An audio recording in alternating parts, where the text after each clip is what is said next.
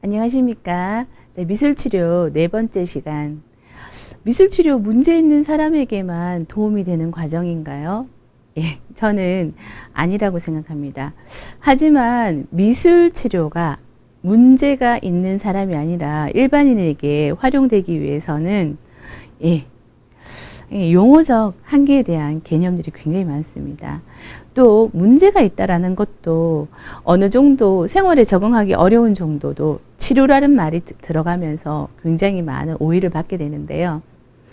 일선 교사들이나 학생들의 입장에서 또 부모님들의 입장에서 이야기를 많이 들으면 미술 치료를 받게 되면 우리 아이가 지능이 부족하거나 발달장애가 있거나 아니면 심리적으로 문제가 있는 것으로 오해를 받는다라는 걱정을 굉장히 많이 하시고요. 부모님 입장에서는 또 그리고 참여하는 내담자 입장에서는요.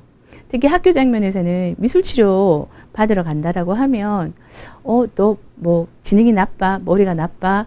혹시 심리적으로 병이 있는 거 아니야? 좀 노골적으로 또라이라고 불리기도 한다고 합니다. 자, 과연 그러면 미술치료 문제가 있는 사람을 위한 활동인가? 자, 그 내면을 먼저 보고, 자, 그럼 이 용어에 대한 고민은 또 다음 마지막 시간에 다시 한번 다뤄보도록 하겠습니다. 저희가 미술치료를 지금까지 다루면서 미술치료 오해에 대한 이해 시간을 가졌고요. 그림 못 그리는 내담자와 치료사를 위한 해결 방안, 그리고 가능한지를 살펴보았고요. 가능했죠. 해결 방안도 있었고요. 자, 오늘은 미술치료 문제 있는 사람만 해당되는가 같이 한번 살펴보도록 하겠습니다. 자, 아까 설명드린 내용이죠.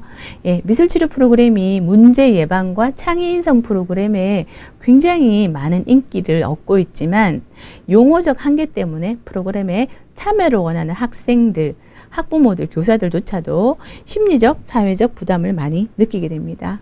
자, 아이들 이야기를 종합하면요. 참여하는 것은 재미있는데 친구들이 전응하라고 놀려요. 매번 미술치료 시간을 기다리는데 친구 부모님들이 제가 마음에 병이 있다고 놀지 말라고 한대요. 자, 미술치료 문제가 있는 사람만 받나요? 아닙니다. 일반인을 위한 미술치료도 있죠. 미술치료를 받으면 그림도 잘 그리게 되나요? 머리도 좋아지나요? 성격도 변하나요? 자, 같이 한번 살펴볼까요? 문제가 있는 사람만 미술치료 상담을 받지는 않습니다. 자, 초기의 미술치료는 매체와 미술활동을 통해서 심신에 어려움이 있는 사람을 돕는 것으로 목적을 하였고 최근에는 힐링과 휴먼케어 활동도 합니다. 현재의 미술치료는 잠재성 개발의 한 방법으로 인성 함양과 창의성 증진에도 활용이 되죠. 자, 보는 것은 관찰력을 키워주고 듣는 것은 집중력을 키워주고 그리고 무엇보다도 대화를 하는 것은 상호작용을 증진해서 소통하고 나누며 이해하는 과정이죠. 일반을 위한 미술치료요. 자, 인성함양, 창의성 증진, 관계 증진. 자, 요즘이죠. 자, 나를 이해하기. 자, 알아찾기. 요즘 진로 직성에서 나의 꿈찾기 굉장히 많이 하고 있죠. 그림도 잘 그리게 되나요? 자, 미술 표현 활동이 친숙해지면은요. 꾸미기, 만들기, 사진 찍기, 디지털 디자인 자주 그리면서 그림에 대해 있어서 균형과 채생에 대한 요령, 능력이 늘어난다는 거죠. 자, 그럼 고로 어떻게 보일까요? 그림을 잘 보이는 것처럼 보이죠. 자, 머리도 좋아지나요? 자, 하지만 중요한 게 있습니다. 지능이 높아지는 것은 아닙니다.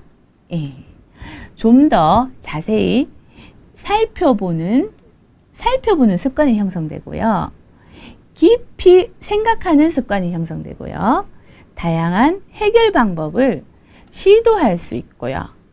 융통성이 많아지고 배려심이 많아집니다. 자, 머리가 좋아지는 것, 지능이 높아지는 것과 직접 상관은 없지만 행동 특성들은 머리가 좋아지는 것처럼 보여요. 근데 좋아진 머리가 왜 그렇게 보였는지 바로 여기에 나타나죠. 좀 더 자세히 살펴보게 되고 깊이 생각하게 되고 다양한 해결 방법을 시도하게 되고 문제 해결력이죠. 융통성이 많아지게 되고 배려심이 많아지게 됩니다.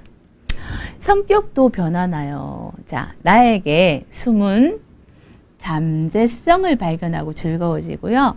자, 화와 분노가 줄어들고 조절이 가능해지죠. 자, 이런 것들을 통해서 착해지는 것 같다고 얘기하는데요. 그 이유는 이해와 배려심 덕분이죠. 그리고 무엇보다도 편해집니다. 자, 내가 나라는 것이 참 좋다라는 이야기들 많이 하고요. 가장 중요한 거죠. 내가 나여서 너무 행복하다라는 이야기를 많이 합니다. 네, 저희 학과 학생들은 주부들이 참 많으신데요. 예, 수업에 참여하면서 가족들, 특히 자녀들이 이렇게 얘기한대요. 우리 엄마가 착해졌어요. 그리고 바깥 분들도 이렇게 표현한대요. 이제 오히려 더 예쁜 여자가 되는 것 같다. 예, 미술치료를 통해서 나를 잘 이해하고 나를 잘 알게 되면은요.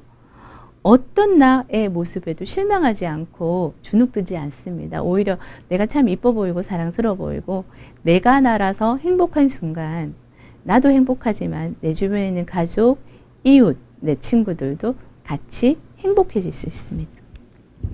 자, 사례를 같이 한번 보도록 하겠습니다. 지금 내가 느끼고 있는, 요즘 느끼고 있는 감정을 표현하라고 했더니 자, 이렇게 등에 칼이 꽂혀져 있는 카드를 골라서 제목을 죽음이라고 하더군요.